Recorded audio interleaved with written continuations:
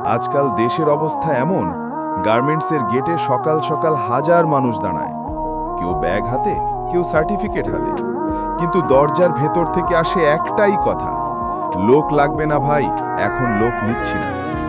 তবুও মানুষ থামে না, এক গেট থেকে আরেক গেটে ঘোরে, মাথায় সূর্যের আগুন, পকেটে 1 টাকাও নেই, চোখে শুধু একটা আশা, হয়তো আজ কোথাও একটা চাকরি মিলবে।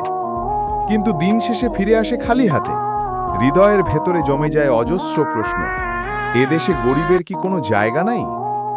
ভাড়া বাড়ির মালিক চাপ দেয়, বাচ্চার দুধ কেনার টাকাও থাকে না, স্ত্রীর মুখের দিকে তাকালে বুকটা ফেটে যায়, সে আর আগের মতো হাসে না।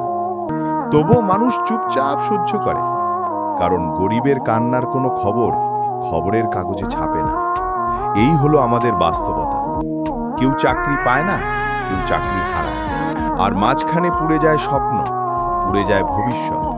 তবুও সকালে আবার সে রওনা দেয়, ভেবে আজ হয়তো কিছু হবে, কিন্তু প্রতিদিনই কষ্ট তার সঙ্গী হয়ে ফেরে।